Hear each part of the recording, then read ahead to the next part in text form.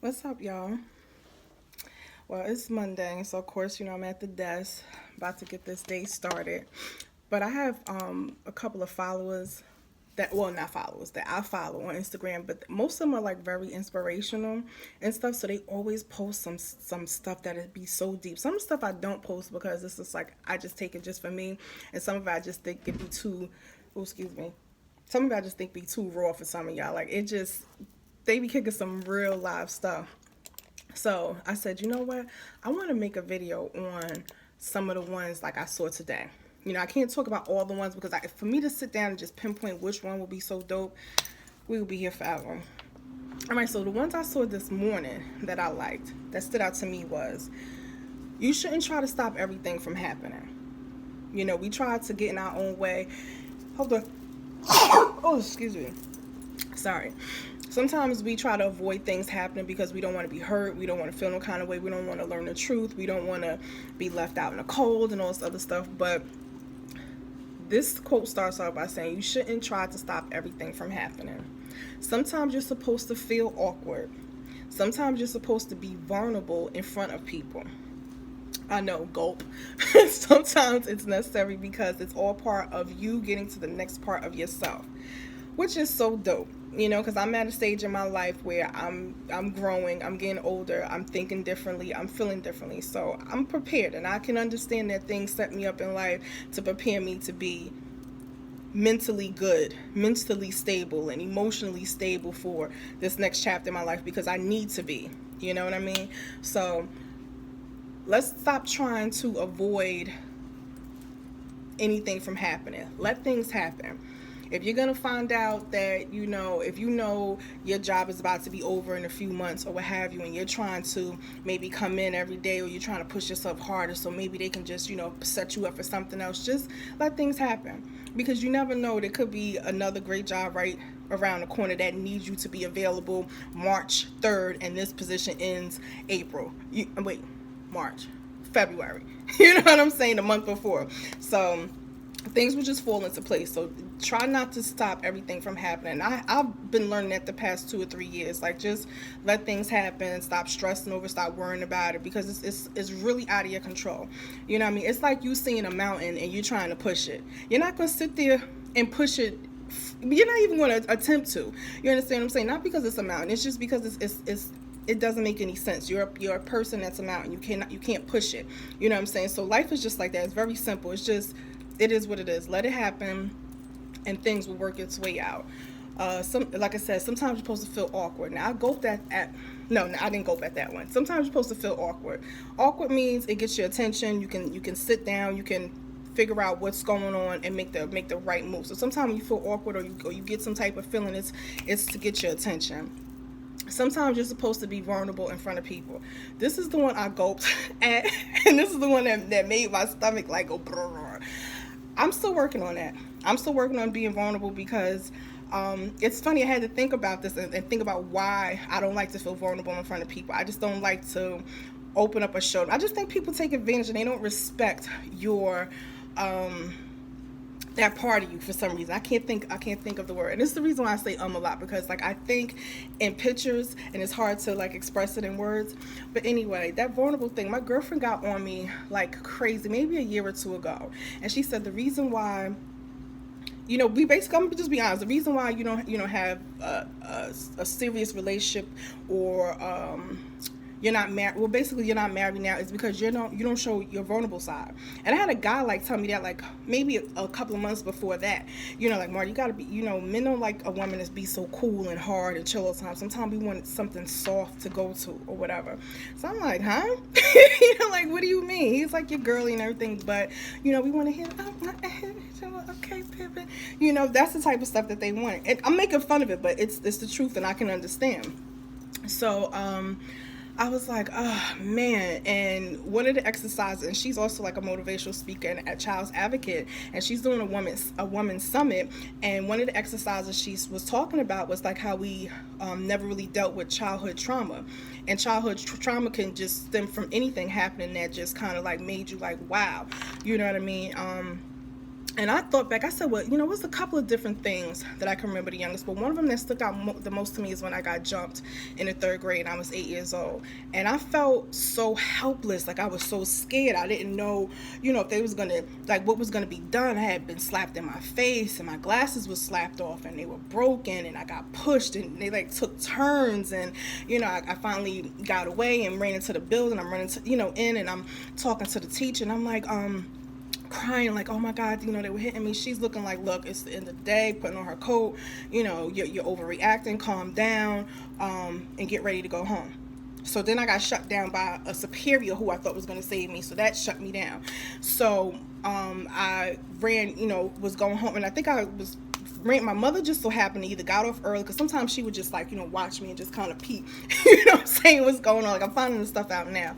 But she was like, on some like, listen, cut the shit, what I'm saying, stop the crying. Either you whip their ass or you whip my ass. She was just like, you're gonna have to protect yourself.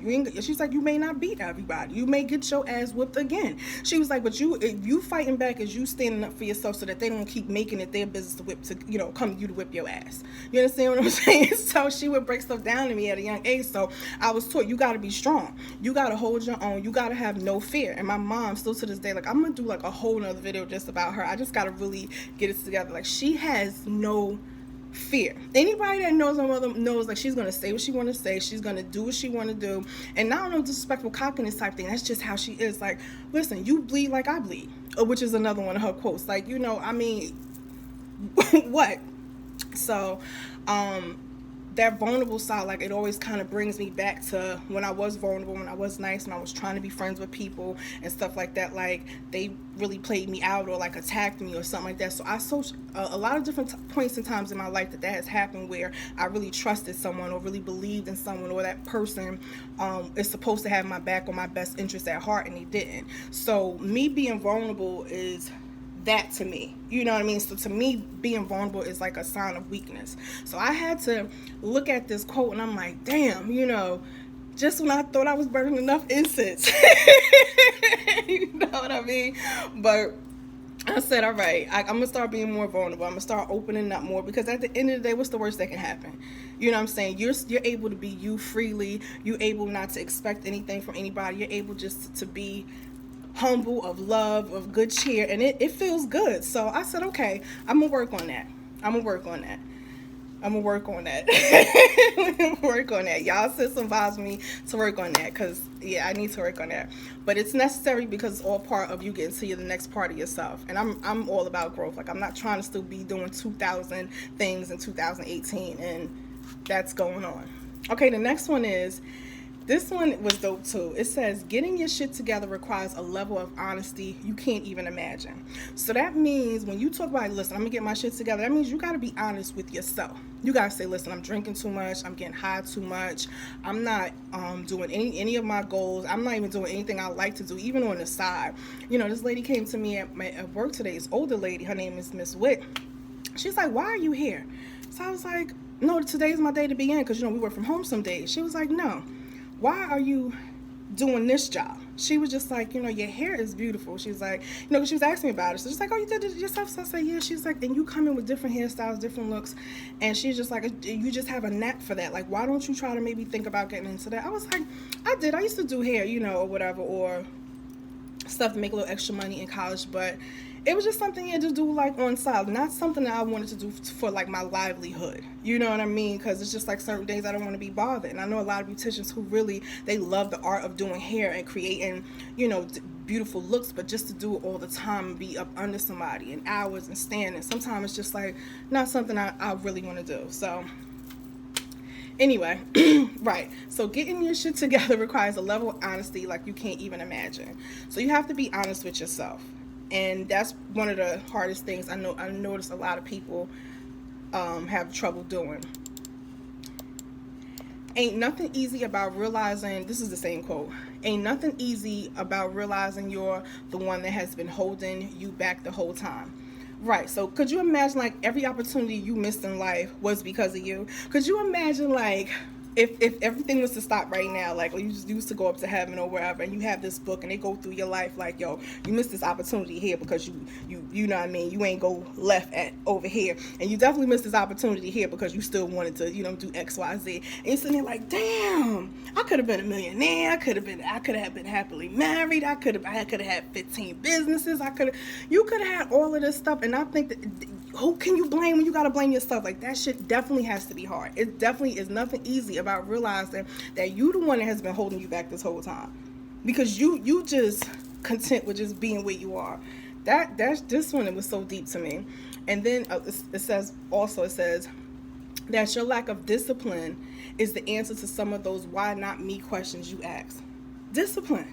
We have no damn discipline. That's why we dying from eating all these foods, because we just have no discipline. We so addicted to that instant gratification, that instant feel good. I need to feel good for right now, regardless about tomorrow, regardless about who's being affected by it. I need to be feeling good right now.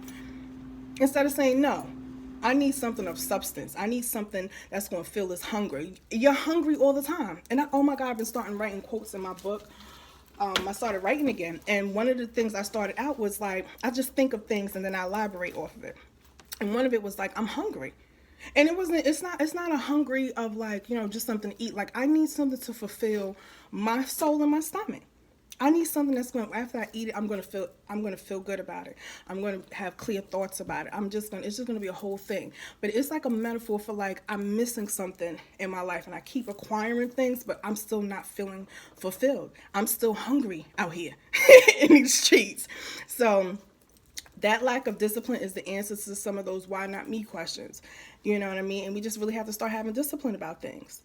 And we'll realize that instead of just jumping to get something for right now, or just because it got, it's paying more money. No, every decision I make now is with discipline. Like, listen, regardless, and it's a few like even positions at my job that I've been filling out for different areas, and of course, one may pay this, one may be at this grade level, but I'm also taking into consideration, am I going to be stressed out?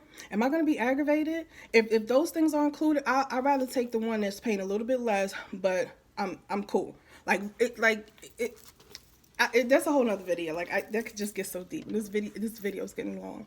All right, so the last quote that I liked, which was for today, it said, even after all this time, the sun never says to the earth, you owe me. That just let that sit in there for a while. Look what happens with a love like that. It lights up the whole sky. That right there was so deep to me, because it's just like, the sun, the moon, everybody stays in their lane. The wind, the rain, the earth, the planets, the stars. Everybody knows their place and everybody plays their part, and that's just it. The sun doesn't rise at night. The moon doesn't rise during the morning. When it rains, it feeds the earth. The earth, once it gets, the rain, it will produce. Nobody's never not like, yo, this person doing that. And the moon is like, yo, the sun should have been shining. It's nothing. It's never nothing. It's that mutual love, that mutual, give and take type of thing. Like some of those African sayings, ashe means like amen, or so, it is so, and namaste is, I am because you are, and, we are type of thing, and, it's just everybody collectively, everything collectively working together, and that type of love is amazing. That type of love would just, like they said, light up the whole sky, just bloom all over the place. But, no, everybody want to be concerned with other stuff. Nobody want to stay in a lane. Nobody don't want to really play their part the right way. Nobody don't want to give 100% to shit. It ain't 50-50. My mother, that's another thing she taught me a while ago. She said, that shit don't make no sense. She said, how you going to be 100% of you and 100% of that person, but then only put 50% of that in there? She said, no, you bring your 100 and he bring his 100. That's how you make a whole. Ain't no 50-50. She said, if anything going to work, so that it's just that whole concept is so dope. Like, just give 100% to something. We spread ourselves. I'm gonna give 80%. Him get 20% here, and then I'm gonna bring it together and justify it for being 100%. No, it's not 100%. It's 80, 20, 35, 65. Shit. All right, y'all. Those are my thoughts for today, and this is my shirt. It says, sorry, it's not my day to care. So I'm gonna care about me though. Like that's what I'm definitely going. That's not even a given. But anything outside of that, I don't know. It's not my day. Tuesday might be my day, but today Monday. Mm-mm. Oh, and another thing, like I said, I've been writing in my book again. So I was talking about hungry is another thing because I know people are really hungry nowadays.